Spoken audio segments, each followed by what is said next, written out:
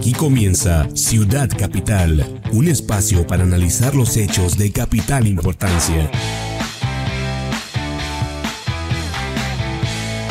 El pensamiento crítico de Jorge Heras y Eduardo Villalugo te actualizan con la información más veraz, junto con las pifias que suceden en el panorama capital.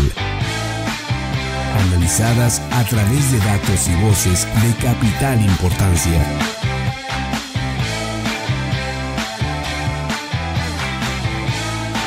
Inicia Ciudad Capital.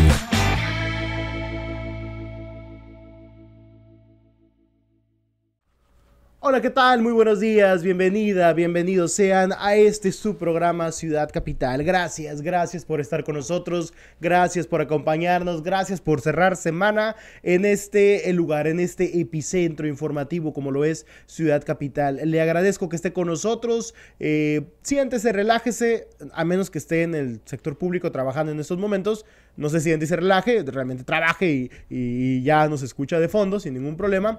Pero si no es así, si usted se encuentra en la comodidad de su hogar, pues relájese, disfrute de la sarta de tonterías que le venimos a decir aquí en Ciudad Capital. Jorge, ¿cómo te encuentras? Muy buenos días. Muy buenos días, Villa. Te saludo a ti con mucho gusto y sobre todo a toda la gente que nos sintoniza en la 104.9, la número 1 en Sevilla Network, que al mediodía, que ya lo que sabemos es que una línea de autobuses en unas semanas o quizá en unos par de meses nos estará escuchando prácticamente, pues si no todo Tijuana, ¿qué te gusta? Un 40% de los tijuanenses. Ahora sí no habrá manera de que se escapen, toda vez que será la sintonía de 104.9 la que estará en todos los camiones y principal los que recorren ahí las 5 y 10 en Tijuana. Pero en tanto, usted nos puede seguir en Ciudad Capital BC, ya saben, nuestras plataformas son Jorge Heras Periodista, en Villalugo Informa. No hay manera que se pierda en la transmisión de lunes a viernes. Y pues cerrando semana, Villa, con mucha información. Muchísima información, esto es uno de estos episodios o estos momentos claves y trascendentes, ¿no? Muy trascendentes, pero pues bueno, vamos al análisis de capital importancia para que nos acompañe. Venga. Te hablamos de frente. Entérate de lo que sucede en el epicentro informativo con nuestro análisis de capital importancia. Y no podía ser otra información la que tenemos que analizar. Detienen al Mayo Zambada y a un hijo del Chapo Guzmán en Texas. Gobernadora dijo que se reunirán con gobernador de Sonora ante el mando único de San Luis Río Colorado. También tenemos, previendo que vamos a hablar mucho de los primeros dos temas del análisis con el maestro Iván Martínez Azueta. Y en la pifia del día tenemos dos. Manuel Guerrero, el único diputado que en vez de dar apoyos, los pide para su familia. Son de estas cosas sui generis, ¿no? Son de estas cosas que dices, como ¿por qué está pasando esto, no? Pero bueno, ahorita lo va a ver. Y la pifia número 2, Canaco pide a fiscalía, para una fiscalía especializada para blanquitos, para extranjeros. Increíble. Y la última, Canaco Tijuana. Y la última es una postal que recién salió de la gobernadora, ¿no?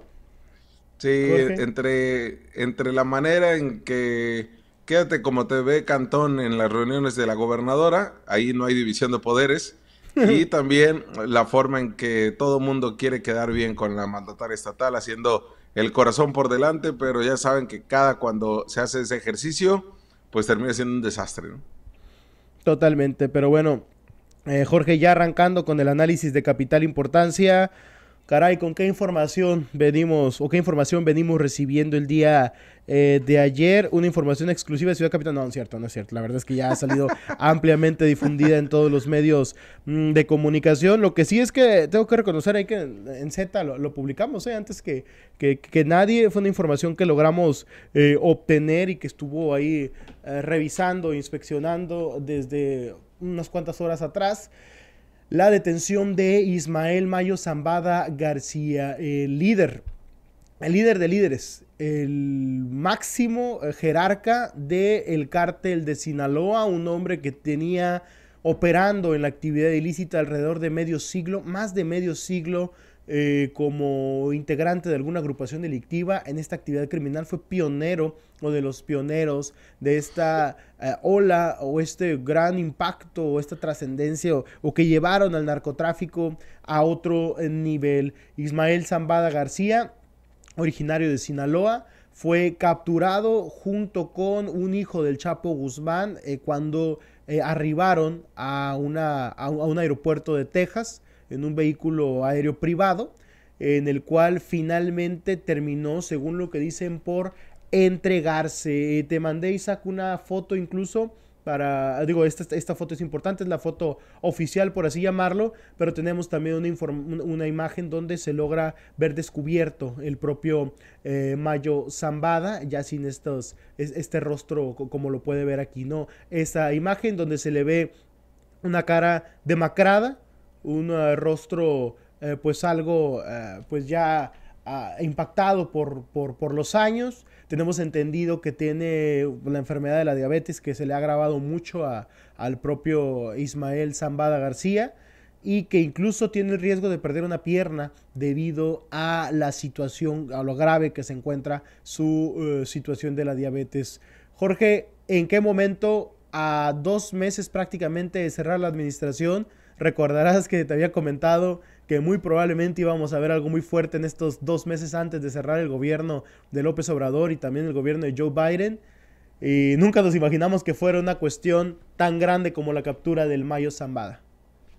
Y la verdad, Villa, que aquí trasciende el tema político electoral. Yo entiendo que en el análisis que se hace a nivel internacional, el planteamiento es las elecciones, ¿no? O el tema político o geopolítico incluso que se da a partir de la captura de un grande capo como es Mayo Zambada, que podemos decir, como parafraseando un poco cuando fue la despedida de Riquelme, que decían que el último 10, pues aquí podríamos ser el último gran capo, ¿no? De estos que les gustaba en el argot del crimen organizado decir que era quienes tenían códigos, eran narcotraficantes que tenían códigos, o era aquellos que a través de las redes de la delincuencia organizada tejían también líneas de corrupción con los gobiernos, desde gobiernos de Estados Unidos como gobiernos mexicanos.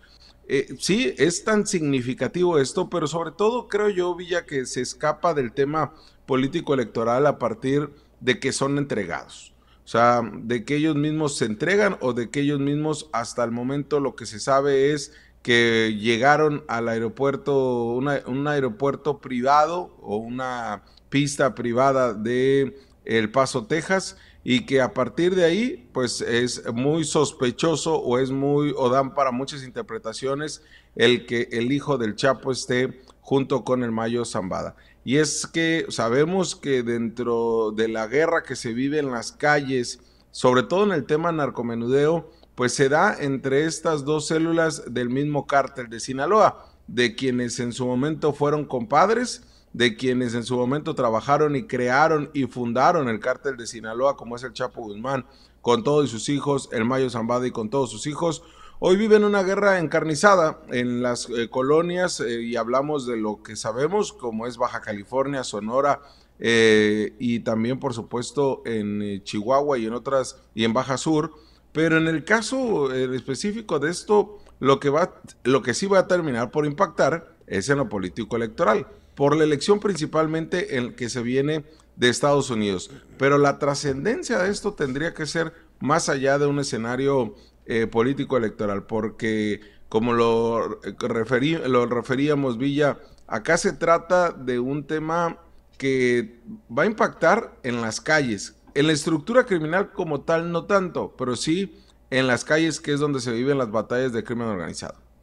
Fíjate, Jorge, si bien es cierto evidentemente lo que comentas, pero yo sí creo que en la propia estructura puede representar un gran cambio. Digo, obviamente las calles va a generar, pero en la estructura más alta, porque había cierto control o cierto nivel de contención en muchos temas importantes cuando se hablaba de la imagen del perfil del Mayo Zambada, un personaje pues ya ampliamente respetado dentro de AMPA, dentro de los grupos delictivos, un perfil en el cual había cohesión entre los diversos líderes, pero líderes de los líderes, los verdaderos líderes que forman parte de la estructura criminal del cártel Sinaloa, incluso el Mayo Zambada, alguien que podía sostener algún tipo de negociación, acuerdo con el propio Mencho, por ejemplo, Nemesio Ceguera Cervantes, y al cual se le respetaba en el argot criminal de todos los sectores del país, y que incluso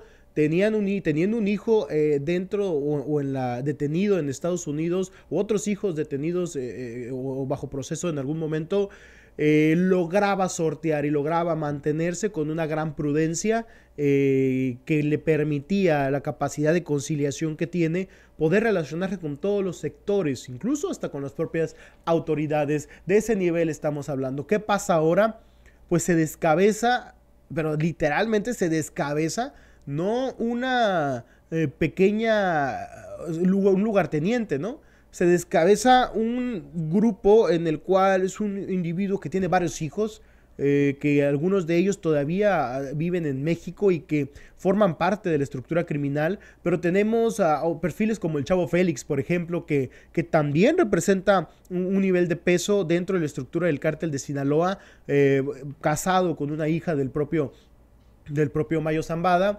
Tenemos por otro lado al propio Guano, a los Chapitos, que forman parte de esta otra ala del cártel de Sinaloa. O sea, había cierto nivel de cohesión y cierto nivel de vínculo precisamente por el Mayo Zambada.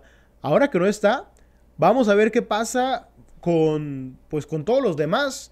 Vamos a ver qué pasa con las personas que le respondían al propio Mayo Zambada. ¿Qué representa para la estructura criminal, por ejemplo, de la Rana, del Aquiles en Tijuana? ¿Qué representa para el Ruso? ¿Qué representa para el propio Chavo Félix? ¿Qué representa para todos estos integrantes ampliamente conocidos, enunciados en reportes de medios de comunicación o también en corridos de diversos tipos?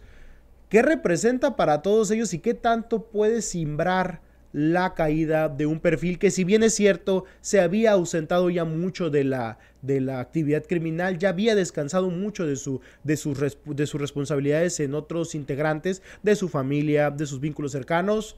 La realidad es que su peso seguía siendo muy grande, era una especie de líder moral, por así llamarlo, dentro de las estructuras, y yo sí creo que puede en algún momento, no inmediato, pero sí en los momentos cuando haya rispidez, quien lograba sortear esto o quien lograba equilibrar esto era el Mayo Zambada, y ahora ya no hay alguien que pueda hacer ese tipo de acciones.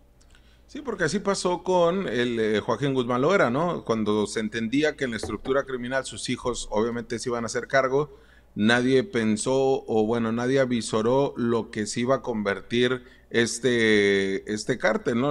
Cómo se iba a partir. Y tiene un punto de partida, obviamente, del encono que existe por tener el control de todo lo que significa las actividades o la red de actividades ilícitas. En el tema pues sin duda alguna veremos qué papel va a jugar el Mayo Flaco, ¿no? Como a lo mejor el que vendría a sustituir, como dices, Villa, en el tema operativo. Pero el tema del respeto y miedo por parte de autoridades y de otros grupos del crimen organizado lo tenía el Mayo Zambada, pese a que poco a poco iba cediendo un poco el poder por temas de su enfermedad principalmente y de su edad. Ahora veremos si realmente, como lo señala medios de Estados Unidos, sobre que fue engañado el Mayo Zambada, que fueron engañados ambos, por qué venían ambos y se entregaron, por qué en este momento. Pues hay muchas lecturas que se le pudieran dar, pero al final del día son especulaciones que se irán rompiendo a partir siempre, Villa, de información periodística, casi nunca de información oficial. Y en este mismo tema, si quieres, cerrando de mi parte, Villa, lo que va a significar también, yo te decía, en el tema del narcomenudeo, que es donde realmente se vive estas batallas, a partir de, no sé si coincidas, el análisis chilangocentrista, y mire que mi familia y yo somos chilangos, pero escuchando en los diferentes medios de comunicación nacionales, sobre todo los masivos, el análisis que referían como que era muy distante de la realidad que se vive en las colonias, en la frontera, o en estas comunidades donde pues el narco es el que manda o el narco es el que tiene el control. No sé cómo lo viste tú, pero para mí sí eran unos análisis que se escapaban un poco de la realidad, ¿no? Lo que pasa es que se vive muy diferente, y esto ha sido un comentario incluso de análisis periodístico, que lo ven a la distancia, ¿no? Lo ven, va a sonar muy raro, pero lo ven desde lo seguro, pues desde la barrera, ¿no? No digo que no haya situaciones de riesgo en muchos, en el centro del país, obviamente las hay, pero pareciera que lo ven desde la barrera, ¿no? Donde los alcances son diferentes. Aquí la calle establece muchas cosas, aquí las versiones, hay una... Se vive mucho más acá. Y hay que recordar algo, Jorge, ¿por qué, por ejemplo, en Mexicali se tiene una situación, un fenómeno diferente, obviamente en Sinaloa igual? Estamos hablando de que el Mayo Zambada tenía influencia desde los años 90, finales del 2000, o desde los finales de los años 90, inicios del 2000, en Mexicali. O sea, estamos hablando de que desde los años 80 y 90, principalmente 90, su familia compró propiedades aquí en Mexicali, en el Valle de Mexicali. O sea, estamos hablando de que desde los 90 hasta este momento, o sea, alrededor de 30 años, había una influencia o un interés del Mayo Zambada y de su familia aquí en la capital baja californiana y en su valle. Esto no es una casualidad bajo ninguna circunstancia. Posteriormente vimos a objetivos que se volvieron objetivos prioritarios, como Manuel Garibay Espinosa, detenido y posteriormente liberado, que respondía al propio Mayo Zambada. Después quien se hizo cargo fue el Macho Prieto, fue el 6, el Macho Prieto asesinado en 2013 en una balacera en Puerto Peñasco, y el Checo exiliado de esta zona, no está muerto, está operando en otras zonas, pero siguen siendo operadores del Mayo Zambada durante todo este tiempo. Y hoy en día que se tiene la operación del Ruso, que proviene de la ala del Macho Prieto, que formaba parte de sus matones, siguen siendo perfiles alineados al Mayo Zambada. Por eso es por lo que es algo tan curioso en Mexicali. Es un fenómeno muy particular en Mexicali. Es un fenómeno, no te voy a decir que es similar como lo que ocurre en Sinaloa, porque para nada es similar, pero había una influencia desde hace muchos años aquí y habían logrado ya materializar ciertas cuestiones. En 2010 el Vicentillo vendió una casa ya detenido, en 2014, perdón, ya detenido, vendió una propiedad en la zona, una propiedad rumbo al aeropuerto, a otra persona, un propietario del ramo gasolinero bastante conocido. O sea, hay influencia, y él, estando detenido, realizaba ventas de propiedades que nunca se le retiraron aquí. La mayoría las vendió, otras todavía las mantiene a nombre de sus hijas, a nombre de algunos familiares, pero lo que voy es tanta la influencia que tiene, o es tan importante realmente lo que se había estado generando acá, que evidentemente no van a tener la misma visión lo que ocurre en Ciudad de México cuando lo ven como un perfil alejado, a lo mejor hasta mítico, le pueden dar a lo mejor un mote o una imagen de esta naturaleza, a diferencia de lo que pasa en Sinaloa, lo que pasa en alguna parte de Sonora, lo que pasa en Mexicali o incluso en Tijuana, donde se puede observar más su actividad a través de sus lugartenientes. O sea, es muy diferente cómo se puede observar la visión de lo que se tiene del Mayo Zambada desde la frontera a lo que se ve desde el centro.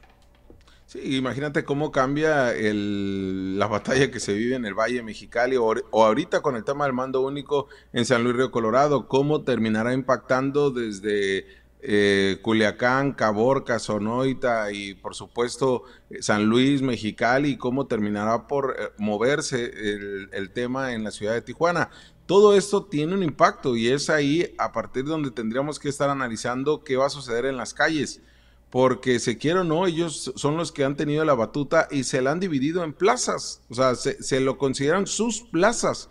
Ya no son ciudades, no son capitales ni distritos electorales, son plazas, ¿no? En el argot que tiene el crimen organizado. Y es ahí donde, pues, si cuestiono la parte donde nos informaban a nivel nacional sobre esta captura y, como decías, la parte mística de este gran capo y lo que terminaba por suceder con esto, doble captura, doble entrega. Pero de nueva cuenta, Villa, queda en ridículo el gobierno mexicano y los gobiernos estatales, porque ellos se entregan a Estados Unidos, ¿eh?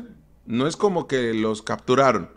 Y la otra es, pues allá sí tienen con carpetas de investigación, órdenes de aprehensión en Chicago, en California, en el Distrito de Columbia, en Washington, y en México en ninguna entidad del país tienen una orden de aprehensión, y si me permites, hasta ningún nuque. Oye, a lo mejor hasta lo único que le encontraron es que debe placas en Culiacán, ¿no? A lo mejor ahí en Sindicatura de Tepuche, ¿no? Oye, no devolvió un libro de la escuela. Mayo, que pases a pagar las 500 placas de taxi que tienes, ¿no? Le van a decir. Los 200 Uber que tienes a lo mejor ahí, y Didis que tienes alrededor de Culiacán. Que pases a Cofepris a pagar la renovación de los permisos de las farmacias que tienes. No, sí, digo, si quieres, por favor. Si no quieres, no. Si tienes chance. Si tienes oportunidad. Sabemos que estás detenido, Mayo, allá en Estados Unidos. Si tienes oportunidad, nosotros vamos allá a recibir el dinero, ¿no? Y ahí vamos directamente a tu casa. Ahí lo das el dinero, ¿no? O ¿sabes qué? Yo te lo pago, ya. Para que no estés batallando. Ahí luego nos reponemos nosotros, ¿no? Nada más cerrar, Jorge, que hay que recordar que, si mal no recuerdo, el Mayo Zambada tiene 2 hijos allá en Estados Unidos. Uno ampliamente conocido como lo es el Vicentillo. Tiene a sus nietos allá también. Entonces, por la edad que tiene, que supera los 70 años, por la familia que tiene allá, que el resto de sus hijos puede, tengo entendido, la mayoría, no todos, pero sí, sobre todo las hijas, pueden cruzar a Estados Unidos para visitar. La realidad es que, viéndolo desde esa perspectiva, pues podríamos estar entendiendo que va a permanecer un poco tiempo en prisión. Si logra un acuerdo con Estados Unidos, podría tener a lo mejor los últimos años de su vida cerca de su hijo, cerca de sus nietos, que muy probablemente, o a lo mejor no ha visto tan seguido, probablemente no ha visto, no conocía, y va a poder tener este último caso de su vida así. Dime. Oye, esas historias de Netflix, de la mafia italiana, de me hundo en la cárcel y me callo y salgo en 30 años y veo la ciudad cambiada, no suceden. No, hay que decirle a la gente que no pasa. O sea, que eso no... Sí. Eso, como la serie de Sylvester Stallone, ¿no? Que sale y el Tulsa King. Y termina saliendo y pues bueno, ya me chuté 30, 20 años de mi vida y ya guardé y porque no somos chivatones. La realidad es que no es cierto, no pasa así. Y lo hemos visto tanto del lado del Chapo como del lado del Mayo, o quien detiene el gobierno gabacho. El gobierno de Gabacho es más garantista que nuestro nuevo sistema de justicia penal, ¿no? Les termina por ayudar mucho a quienes terminan, pues no me gustaría utilizar la palabra soplones, aunque esa sería la correcta, pero sí colaborando con las autoridades norteamericanas, algo que han hecho las células del crimen organizado en nuestro país. Oye, y nada más bueno, yo sé que he cerrado, es que la verdad es que hay mucho que comentar sobre este tema. Te acabo de mandar una... Espera, eso no, Isaac. Bueno, córtala esa. Si puedes cortar esa, nada más para que se vea lo blanco. Pero ha generado también mucho ruido una supuesta liberación de Ovidio Guzmán López, el ratón, ampliamente conocido por el Culiacanazo, donde pues dice que ha sido liberado de una publicación, incluso que la verdad es que yo también confirmé, que dice que aparentemente habría sido liberado un día antes de la entrega del propio Mayo Zambada. Esto todavía se está investigando. Si hubo un movimiento del propio Ovidio. Están analizando si quedó en libertad o si fue trasladado a una prisión local. Pero llama la atención que sea un día antes de la entrega del Mayo Zambada y de uno de los hijos de El Chapo. Por eso cuestionamos, ¿puede ser una coincidencia? Se ve complicado que sea una coincidencia, pero ya sea una liberación total o una liberación bajo fianza o un traslado hacia otra prisión de menor seguridad, llama la atención. Es algo atípico, es algo raro. No digo que no ocurran estos movimientos, pero llama la atención que sea prácticamente en las mismas horas, los mismos días en los que se da la captura de el Mayo Zambada en Estados Unidos. Sí, porque se da 2 días antes. Entonces, sí. Y porque además esta entrega de estos 2 capos, o de al menos el Mayo Zambada como tal, pues termina siendo sorpresivo para las mismas autoridades norteamericanas. Entonces, ¿cómo es que le das? Porque es lo que se señalaba y escuchaba ahí a compañeros de N más allá en Nueva York, planteaban temas de que era un traslado por temas de seguridad del mismo Ovidio, pero 2 días antes de algo que supuestamente nadie sabía, obviamente genera mucha especulación y son cosas que también tiene que aclarar el gobierno de Estados Unidos, ¿eh? Sin duda, sin duda. Y también hay otra información que ha estado circulando ahí, que el avión salió de Hermosillo. El avión donde supuestamente, pues bueno, abordó el propio Mayo Zambada y el propio hijo del Chapo, Joaquín, también, dicho sea de paso, Joaquín Guzmán López, y se entregaron, salió de Hermosillo, una plaza que no es precisamente cercana o que no tiene precisamente una influencia absoluta el propio Mayo Zambada, ¿no? Y esto, pues obviamente, pues llama la atención, sobre todo porque, pues, se conocía que él era, no le gustaba salir del Triángulo Dorado, donde hizo gran parte de su vida.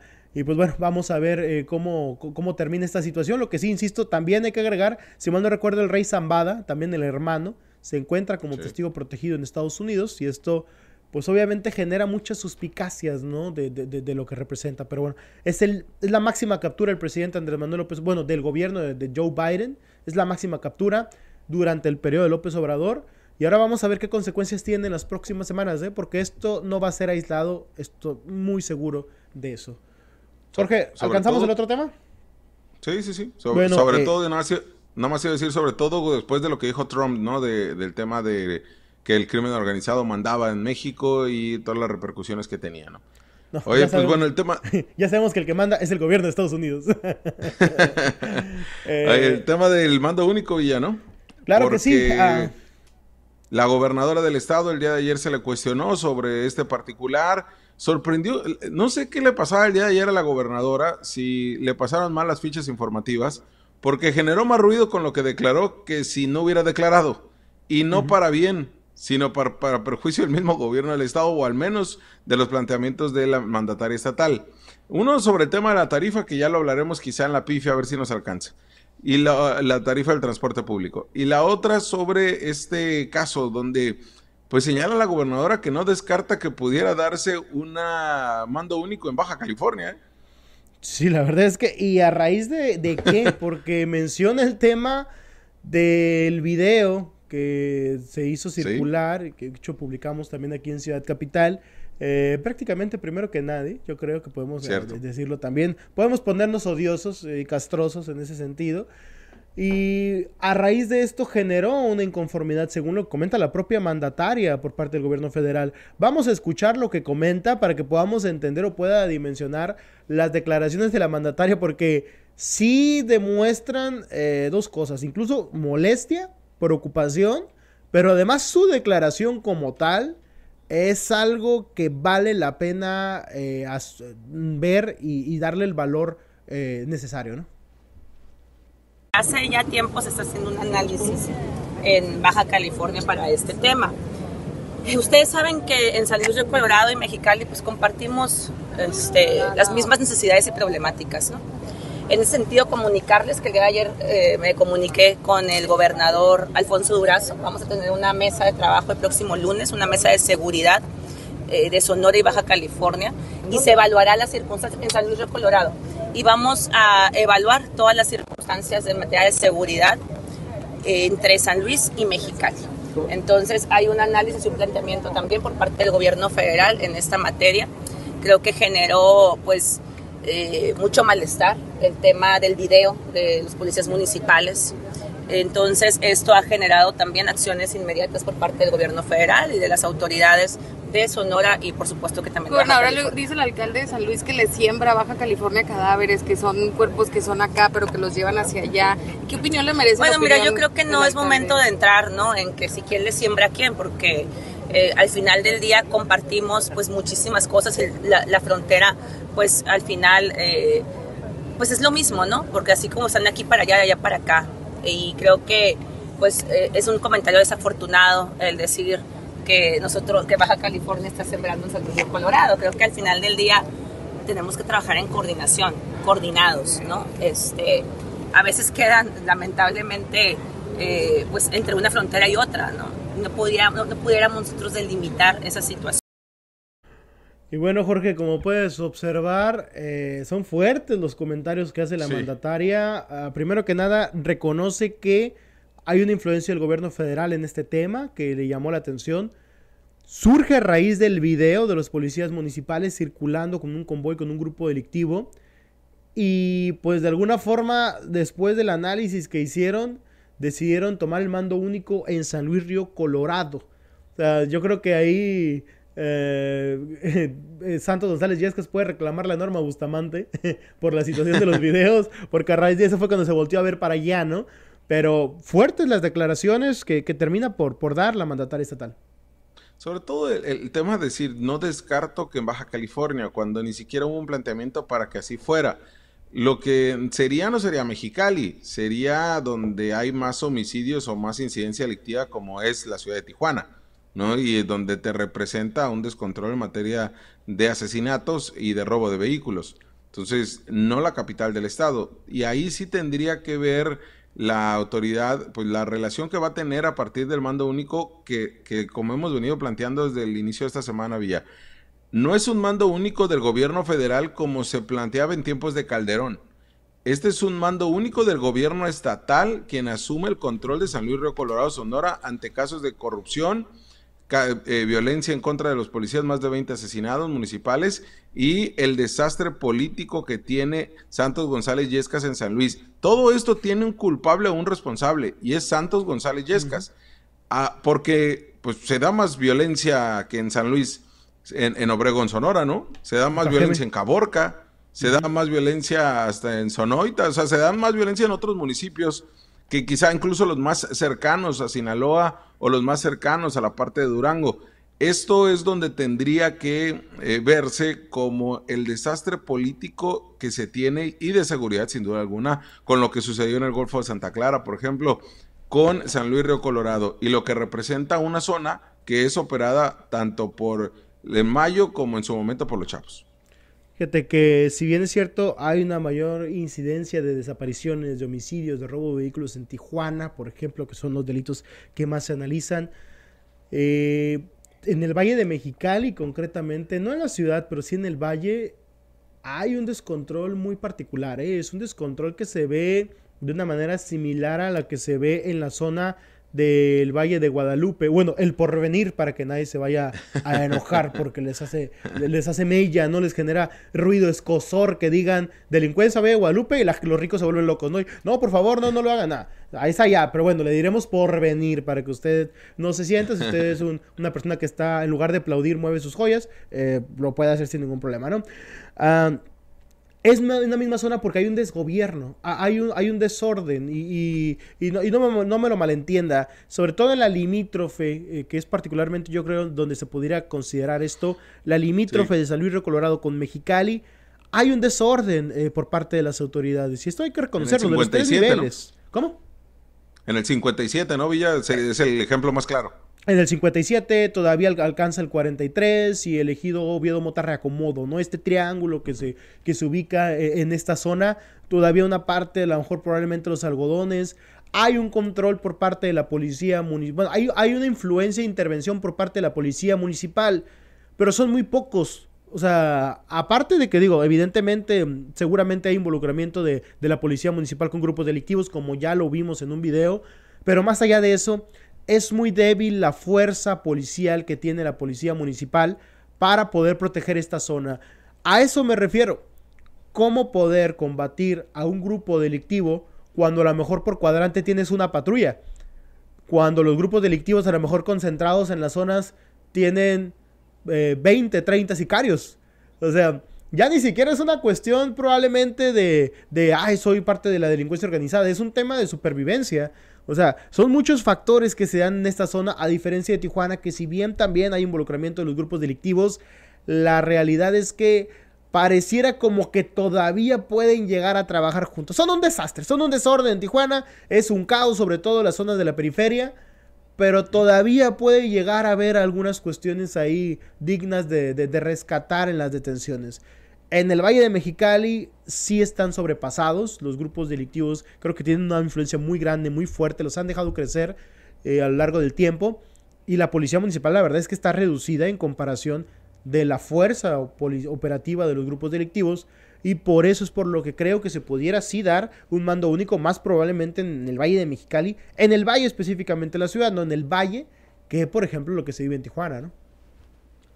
Claro, y es ahí donde tendrá que ver la autoridad, pero bueno, ya será la gobernadora en estas mesas de seguridad que tenga próximo, el lunes dice que se va a tener esta reunión con su símil de Sonora, ¿no? Así es, pero bueno, Jorge, ¿te parece si vamos a un corte? Venga. No te vayas, ni te pierdas la información de Ciudad Capital. En un momento volvemos.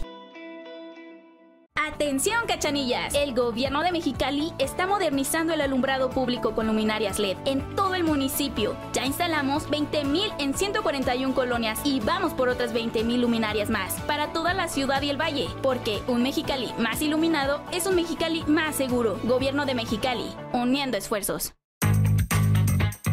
Esta es tu UABC, que con la Policlínica de Especialidades Odontológicas te ofrece atención dental accesible, con especialidades en ortodoncia, endodoncia, prostodoncia y periodoncia. Búscala en Facebook como Ciencias de la Salud UABC Mexicali. Atención Tijuana, Interceramic, lo mejor en pisos, baños y cocinas, ahora con una bodega de mayor capacidad y con mejor ubicación. Encuentra en Interceramic los materiales que desees para tu proyecto de construcción o remodelación. Con Interceramic tienes más disponibilidad y mejores tiempos de entrega. Compra en cualquiera de las tiendas Interceramic de Tijuana y ven a recoger tu material en la nueva bodega, ubicada en calle Vía Rápida a la Mar, Colonia Murúa Oriente. Interceramic, simplemente lo mejor. Esta es tu UABC. Que en la Policlínica de Enfermería te ofrece pruebas de detección de VIH, sífilis, prueba de Papa Nicolau, valoraciones en adulto mayor, así como otros servicios a bajo costo.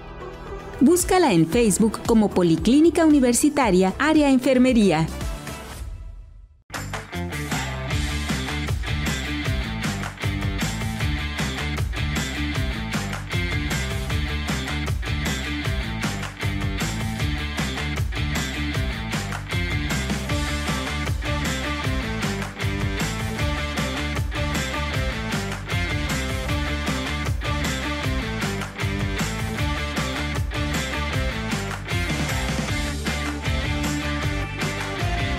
Las grasas, los aceites, preservativos, toallitas húmedas y todo tipo de basura son causantes de taponamientos y colapsos eventuales en nuestros sistemas de drenaje sanitario.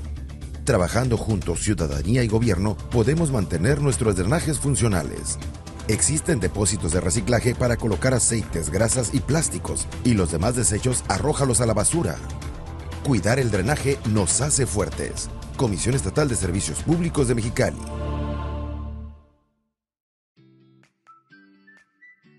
Las vacaciones de verano ya están aquí, y antes de tomar la carretera, es esencial tener en cuenta algunas recomendaciones para garantizar tu seguridad y la de tus seres queridos.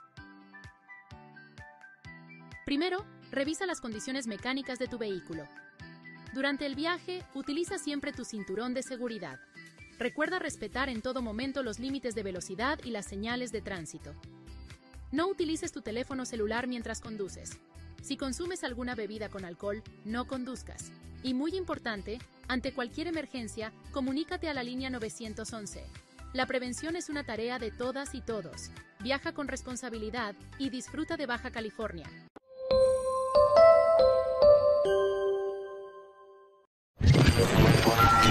Estamos de vuelta en Ciudad Capital. Continuamos en Ciudad Capital, gracias por seguir con nosotros. Tenemos algunos comentarios de la gente, como Cecilia Cañas dice buenos días, Alberto Montaño saludos y que siga creciendo el canal, muy buen análisis, gracias Alberto. Montaño Elena Herrera, saludos desde San Luis Río Colorado, Sonora, hasta allá te mandamos un abrazo Elena, gracias por estar conectada con nosotros. Y Rubén Guzmán, la gobernadora está sintiendo pasos en la azotea, por eso la reunión, ya está llena ofendiéndola Rubén. Gracias, la verdad es que no voy a leer eso porque son ofensas, pero gracias por los comentarios y lo primero sí lo leí con todo gusto, pero la verdad es que sí es algo que los tiene que hacer que se muevan, o sea, sí los tiene que preocupar claro. Esta situación y más allá de cualquier cuestión que podamos analizar, tienen que moverse porque se les salió de control ya lo que está pasando en San Luis Río Colorado y el Valle de Mexicali. Y también Yolanda Gutiérrez nos manda saludos desde el estado de Nayarit, Villa, que está comiendo ahí un pescadito zarandeado. Así que saludos, Yolanda. A gusto. Martínez, todo está pactado por Estados Unidos y México para darle en la torre a Trump en las elecciones. ¿Creen que el pueblo mexicano, medios, periódicos y periodistas amarillistas, bien 4T, Morena, AMLO, nos dice Martínez. Dolores Barajas, buen día, chicos. Elvira Juárez Navarro nos manda saludos. Fabián Núñez, ¿cambia algo para el gobierno si se entregó o lo capturaron? Pues sí tiene un cambio, ¿no? O sea, sí, incluso en las repercusiones jurídicas que tendrá en su proceso judicial en Estados Unidos. No es lo mismo que te capturen a que te entregues. O sea, sí hay repercusiones jurídicas, sociales y políticas. O sea, y además el mensaje que se da es totalmente distinto. En la plataforma de YouTube nos dice Víctor Leiva, se vienen días muy difíciles en toda la zona del Pacífico para ver quién se queda como líder de la plaza. Y Cruz César, saludos Jorge y Eduardo, ¿qué opinamos de las declaraciones de la gobernadora? Que el aumento de la tarifa es un ligero ajuste. Excelente viernes y fin de semana, nos dice Cruz César. Pues hoy es la manifestación en Mexicali, a las 7 de la tarde están convocando a una protesta, ¿no? Y pues la verdad es que está complicado, ¿no? El tema no pareciera que previeron bien. Lo comentamos el día de ayer, hicimos un análisis más exhaustivo. No previeron esta situación y pudieron haber enviado la credencialización antes del aumento si lo querían hacer para que no lo sintieran, ¿no? Pero pues así lo decidieron hacer. Tenemos aquí en el estudio, dime. No, nada más decir sobre ese tema, pero ya estamos ahí a Iván, ya se nos hace acá de tarde. Sí, nos está quemando el tiempo. Iván, ¿cómo te encuentras? Muy buenos días. ¿Qué tal, Villa? ¿Qué tal, Jorge? Te saludo aquí desde tu lugar. Sí, apoderado. ¿Verdad que se ve diferente la cámara? Sí, no, es una chulada este lugar. Está pateando la silla. Está como Sheldon, ¿no? Ese es mi lugar, ese es mi spot. This is my spot. Iván, ¿qué nos tienes para el día de hoy? Pues desde hace unas semanas teníamos pendiente el tema del descanso de tierras, del acta 330 y esta propuesta llamada 9010 que están impulsando pues las asambleas de usuarios de los módulos de riego, asesorados en parte por el doctor Alfonso Cortés Lara, quien es no solamente investigador del Colegio de la Frontera Norte, también formó parte del grupo, digamos, especializado en la emergencia por la sequía en el río Colorado, que, digamos, participó en la formulación de esta acta, las 330, y por supuesto también es parte de la Contraloría Ciudadana del Agua de Baja California. Entonces, digamos, esta propuesta lo que busca es que el 90% de los recursos que establece el acta, recordemos que el acta 330 plantea que de este año, 2024-2026, se tiene que reducir o haber un ahorro de casi 500 millones de metros cúbicos para México. A cambio, Estados Unidos aportará una bolsa de 65 millones de dólares. 5 millones de dólares van para atender los impactos de la salinidad por los recortes y el 60% restante iría para obras hidroagrícolas o para programas de descanso de tierras, ¿no? Entonces, lo que se está proponiendo es que el 90% de esos 60 millones, es decir, 54 millones, sean para el descanso de tierras y 6 millones sean para obras hidroagrícolas. Me refiero a tecnificación de riego, a digamos, revestimiento de canales, nivelamiento parcelario, etcétera, ¿no? Entonces, como antecedente de eso, el acta 323 que se aprobó en septiembre de 2017 también incluía digamos, una bolsa, en este caso 31.5 millones de dólares, y que también pudiera aplicarse para descanso de tierras, además de obra hidroagrícola. Entonces, lo que la Autoridad del Agua decidió es impulsar únicamente obra hidroagrícola. Y este tipo de obra, además de ser muy opaca su manejo, falta de transparencia de toda la ejecución de la obra, no representa un beneficio directo para el agricultor y es incluso difuso la manera en que le beneficia, ¿no? Y ni se ha gastado además, ¿no? Y ni se ha gastado porque solamente se gastaron 10 millones de dólares. Queda 21.5 millones de dólares. Entonces, justamente ante, digamos, los cuestionamientos de que también se tiene que hacer obra hidroagrícola, la propuesta también la incluye porque tienen esos 21.5 millones más 6 millones adicionales para conformar esa bolsa. Y entonces se está haciendo esta propuesta que busca también de atender la problemática que existe en el valle, que está afectando sobre todo a los agricultores más vulnerables.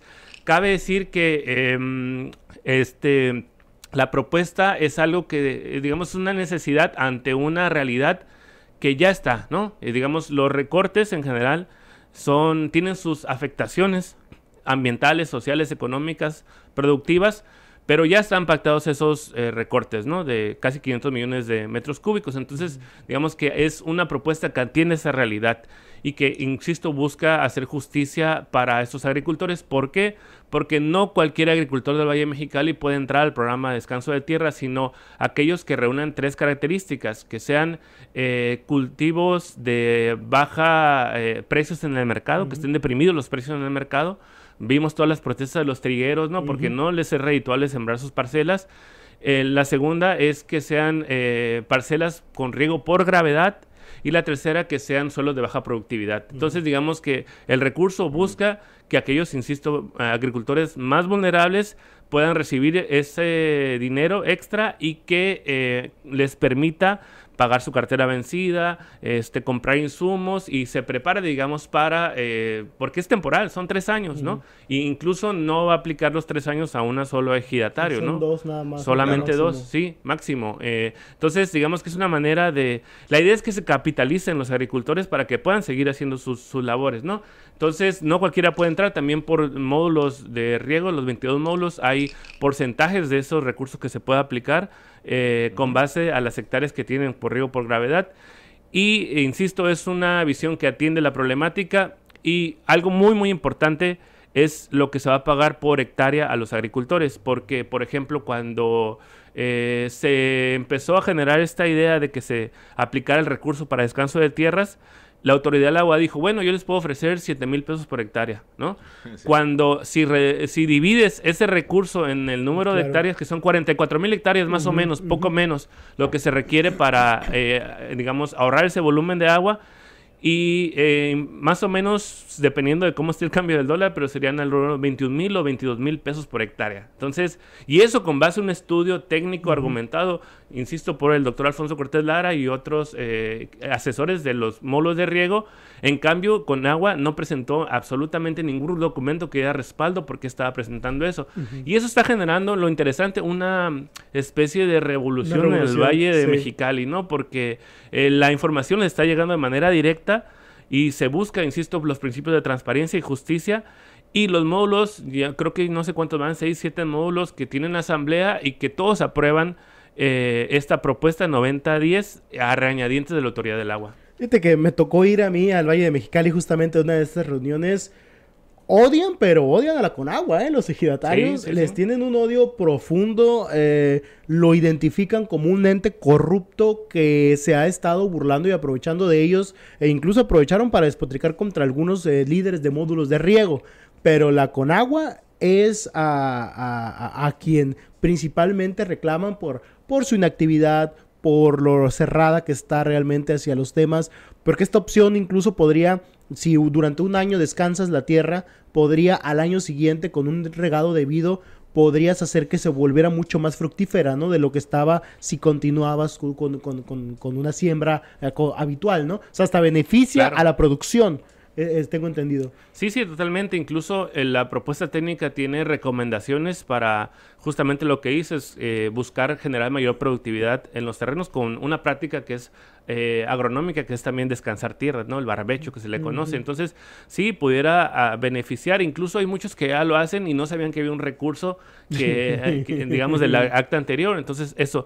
Y por otro lado, también tiene cuestiones técnicas muy importantes o motivaciones, porque la propuesta para ahorrar ese volumen de agua con tecnificación, por ejemplo, más bien obra hidroagrícola, implicaría aumentar en alrededor del 10% la eficiencia de los canales, por ejemplo, y demás, lo cual, lo que comenta el doctor Cortés es que es imposible. Entonces, la única vía viable es el descanso de tierras, por eso lo está haciendo.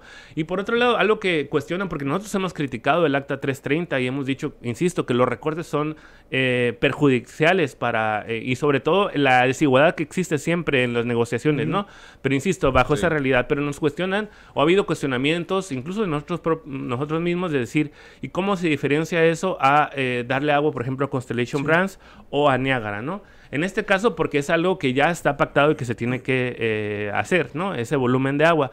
En segundo lugar, es un programa temporal, son 3 años únicamente, aunque sabemos que dependiendo de cómo funcione, este programa va a servir para negociar la siguiente acta que se tiene que aprobar en 2026, justo cuando acaban las 2 vigentes, ¿no? Pero por otro lado, tiene ese objetivo, ¿no? De justicia social. No es quien sea el mejor postor o quien esté cerca de un proyecto quien entregue el agua y hay un cambio de uso del agua industrial de manera permanente, porque, insisto, esos son temporales y en el caso de Constellation Brands son a 30 años, 40, incluso más, ¿no? Entonces, busca eso, que sea temporal y que ayude al agricultor a recapitalizarse para seguir produciendo, ¿no? Porque los agricultores quieren seguir siendo agricultores. Es un estilo de vida que perdura, digamos, ¿no? Pero bajo las condiciones, de hecho, desde que inició el Tratado de Libre Comercio de América del Norte, muchos agricultores no es que quisieran dejar de sembrar sus parcelas, es que las condiciones de mercado les obligaron a abandonar y a migrar a Estados Unidos. Entonces, esa es la idea del programa y eso es como lo que diferencia otro tipo de proyectos. No, agrégale que, pues, la intención es mantener el agua en la presa Meade. O sea, es mantener un equilibrio ecológico también, o sea, dentro de lo que cabe y lo malo que es realmente todo esto, pero por lo menos tratan de mantener ahí cierto nivel, o sea, es un punto extra, ¿no? Estos 500 millones de metros cúbicos de agua. Sí, y que también son equivalentes en términos proporcionales a lo que se está ahorrando en Estados Unidos. Digamos, todos los usuarios están más o menos ahorrando los mismos porcentajes y cada usuario o estado, en Estados Unidos se maneja por estados, acá es con agua, tienen mecanismos y medidas particulares. Ahora, de hecho, acaban de anunciar que en California se van a aplicar medidas muy estrictas de ahorro de agua, ¿no? Y de para qué se va, digamos, definir para qué se va a utilizar el agua. Entonces, digamos que el problema sigue, pero frente a esas condiciones, pues tienes que ver cómo te mueves. Y creo que la clave es cómo generas esquemas que sean transparentes, que sean democráticos, porque este programa solo se aprueba si la asamblea de usuarios de los módulos de riego lo aprueba en sesiones abiertas con toda la información, ¿no? Y cosa que no ha hecho con agua, o que, insisto, que busque digamos, ayudar a los agricultores más vulnerables. Perfecto. Jorge, ¿tienes alguna pregunta? No, nada más ahí fue toral la intervención, sin duda alguna, de especialistas como el doctor Cortés Lara, y que el planteamiento viene desde los agricultores o los de los productores agrícolas y evidencian de nueva cuenta que Conagua, como dicen los agricultores, está rodeada o al menos inmersa en la corrupción porque no da ningún planteamiento de solución. Y esto lo pudieron haber hecho desde antes, solamente que pues las barreras mismas que ponen las autoridades en materia hídrica les impedían, porque es más fácil decir, te recortamos a buscarle una solución, sobre todo esta parte económica, ¿no? Pero bueno, Jorge, vámonos a un corte. No te vayas, ni te pierdas la información de Ciudad Capital. En un momento volvemos. Atención, cachanillas, el gobierno de Mexicali está modernizando el alumbrado público con luminarias LED en todo el municipio. Ya instalamos 20,000 en 141 colonias y vamos por otras 20,000 luminarias más para toda la ciudad y el valle, porque un Mexicali más iluminado es un Mexicali más seguro. Gobierno de Mexicali, uniendo esfuerzos.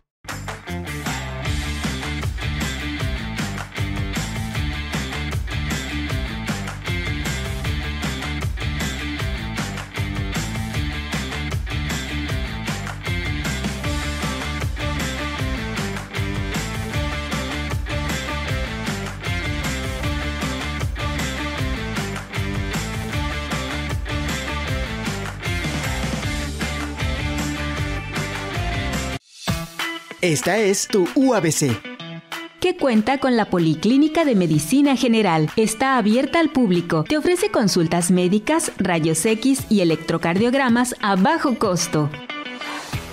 Búscala en Facebook como Policlínica Universitaria F Medicina.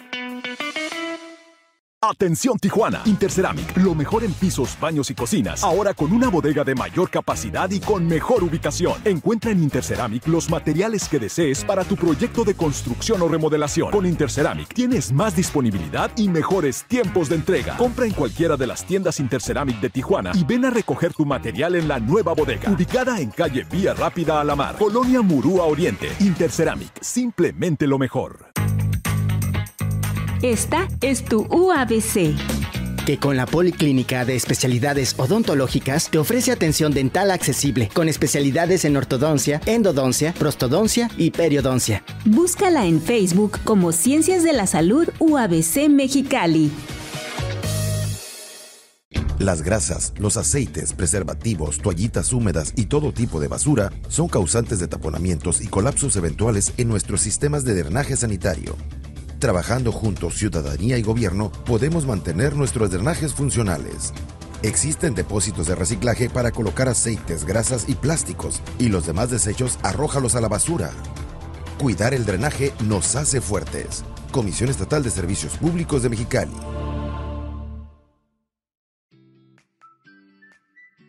Las vacaciones de verano ya están aquí, y antes de tomar la carretera, es esencial tener en cuenta algunas recomendaciones para garantizar tu seguridad y la de tus seres queridos. Primero, revisa las condiciones mecánicas de tu vehículo. Durante el viaje, utiliza siempre tu cinturón de seguridad. Recuerda respetar en todo momento los límites de velocidad y las señales de tránsito. No utilices tu teléfono celular mientras conduces. Si consumes alguna bebida con alcohol, no conduzcas.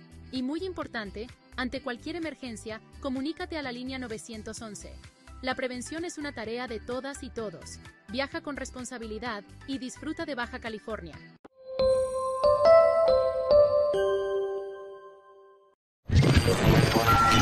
Estamos de vuelta en Ciudad Capital. Y para efectos de tiempo, ya vámonos directo a las pifias, las que alcancemos, mi estimado Jorge. Tenemos 3, caray. La primera de ellas, bueno, ¿con cuál quieres primero que nada? Mejor, ¿cuál de las 3 quieres? Con Manuel Guerrero, el incansable, La Tormenta. La Tormenta Guerrero. Bueno, Manuel Guerrero, esta publicación que hace a través de redes sociales el día de ayer nos sorprende un poco porque se convierte en el primer diputado que en lugar de dar apoyos los pide. Así como usted lo oye, pese a que tiene un sueldo como que ronda los 70,000 pesos, además de que tiene apoyo social que elevan y con todo y todo lo que ellos administran ronda en los 700,000 pesos, además de que metió a toda su familia y metió a mil personas, incluso literalmente, se acordarás en ese evento que hicieron ahí en el Nido de los Águilas, pacificada. Aún así dice, pues la verdad es que no me alcanza, Jorge.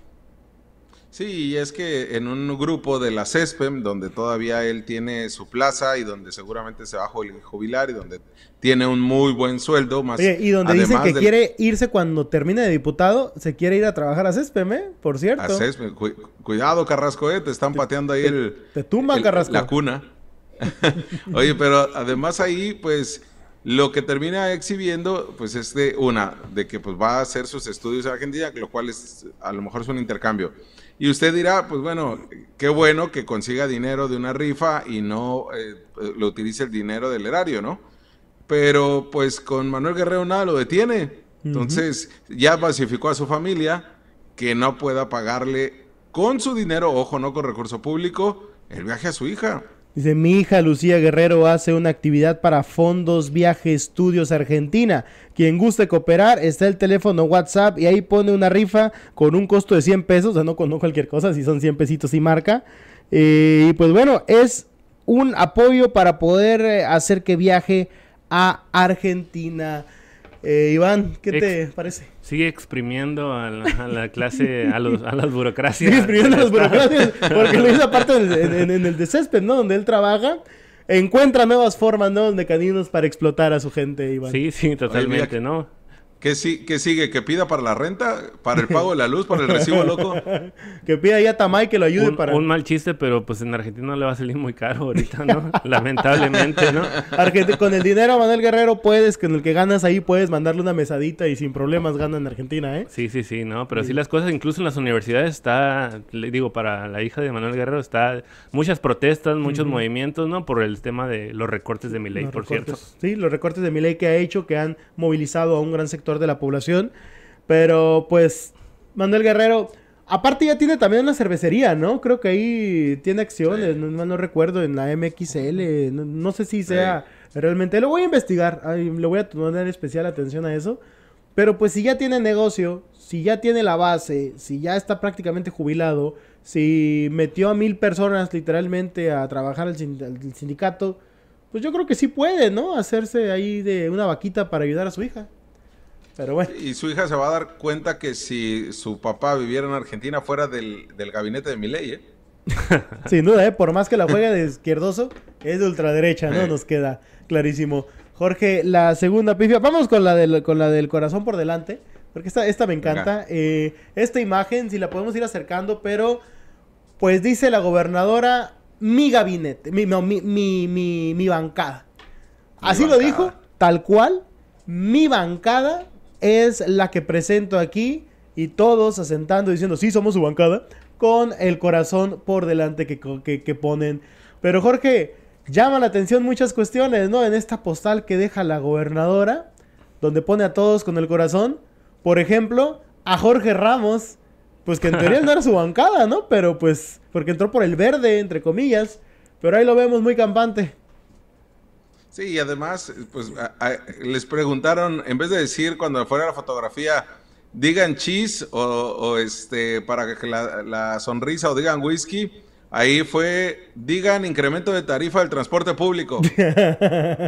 y todos sonrieron e hicieron ese corazón, ¿no? Sí, oye, pero mira, me encanta el corazón que hizo Alfredo Álvarez. Podemos acercarlo a Alfredo Álvarez, el de lentes, ahí que está en esa misma imagen, mi estimado Isaac. Es el corazón, yo no sé si es una persona que está enferma, güey. Es un corazón con triglicéridos, no sé, altos, o tiene hígado, no sé, corazón crecido, no sé qué sea. Pero ¿qué clase de corazón es ese? Miren, es una bola ese corazón, no tiene forma. Ahí el buen Alfredo Álvarez, pues como que no sabe hacer los deditos, a lo mejor no le permiten. No sé cómo ves esta postal, Isaac, Iván. Hubieran hecho la de la 4T, con los 4 deditos es más fácil, ¿no? Y digamos, aparte es la corriente en la que están, ¿no? Más allá de ser de la gobernadora, porque ese es el símbolo de la gobernadora, ¿no? Entonces... Lo curioso es que también este 4 es el logo de Quantum, de la empresa esta dedicada de coaching. Es el mismo logo, 2 por 1. Ajá, 2 por 1. Y como estaba ahí ¿cómo se llama? El hombre con los poderes psíquicos del Calimán, Jorge Ramos, pues seguramente hubiera podido manipular a todos, ¿no? Con sus ojos. Pero ahí está la imagen, la postal. Además, por ejemplo, ahí está Eligio, ahí está Diego Arregui, ahí está Jorge Ramos, gente que no tendría que estar nada haciendo ahí y que no entiende la dinámica, porque se pudiera entender, por ejemplo, de un Juan José Pons, se puede entender de su gabinete, ¿no? Que respaldan a la gobernadora y que están ahí con ella. Incluso del mismo Catalino Zavala, pero ya de los diputados locales, ahí sí ya no se entiende para absolutamente nada. Y de un Alfredo Álvarez que nada más sonríe cuando la gobernadora le dice, pero cuando se trata de meter mano dura en temas sociales, pues lo hace, como en el incremento de la tarifa del transporte público, pues uno ya no entiende de qué están festejando o por qué hacen el corazón por delante, ¿no? Le sale lo Eugenio Elurdi, ¿no? Le sale lo dictatorial a Alfredo Álvarez con este tipo de cosas. También me encanta la imagen de Pon. Podemos poner otra vez la de ándale esa, pero acércate al buen Pon. Míralo ahí, al equipón. Ese no es su equipón, pero pueden observarlo. También como que no sabe cómo hacerle, con el tema del corazón. Ahí medio le salió, pero lo agarraron en la peor imagen. ¿Lo puedes acercar? Saludos al Pon. Exacto, saludos al equipón. Pero sí, como que no se le da. Es el de la izquierda, el de la derecha, mero abajo. Ok, perfecto, ahí está. Que es que sí son muchos y no se alcanza a distinguir muy bien. El último hombre de la derecha. Mírenlo tú. Oye, también ahí Evelyn sí, Sánchez literalmente el último hombre de la mover. Sí. El último hombre de la derecha, literalmente. Ahí está, mira, tampoco como que no le sabe, ¿no? Hasta cerró los ojitos, mira, el buen Pon. Pero ahí están. Aquí lo interesante es, número 1, no saben hacer corazones, muchos de ellos. Número 2, ¿qué diablos Jorge Ramos salta de ahí? Esa no es tu familia. Número 3, ¿qué nivel de subordinación de un poder como el Congreso de la Unión hacia la imagen de la gobernadora? Que por más que no les guste aceptarlo, son poderes independientes. El Congreso del Estado no es una oficialidad de partes de la gobernadora. Pero aquí nos queda claro que a ellos les encanta y les fascina ser, pues, parte de ellos. Sí, y los diputados terminarán aplaudiendo y respaldando las medidas de la gobernadora, pero que mínimo no se tomen fotos. Ajá. O mínimo no digan que son la bancada de la gobernadora, ¿no? Porque, insisto, cuando nos vean o cuando los vean y tengan un problema, reclámenle temas importantes, torales, como el tema de lo que se viene el incremento de la tarifa. Pero además, Villa, la bancada de Morena, más allá de que el poder lo tiene la gobernadora, traen tiro al interior por quién va a ser el próximo presidente de la mesa directiva. Sí. Pero bueno, Iván, ¿terminamos? Villa. Jorge, terminamos. A nombre de toda la gente que hace posible Ciudad Capital de Casa Creal a la 104.9, la número 1, le digo que pase muy buenos días y buen fin de semana. Aquí termina Ciudad Capital. Jorge Heras y Eduardo Villalugo vuelven el lunes con las noticias más relevantes del día. Síguenos en todas nuestras plataformas. Ciudad Capital.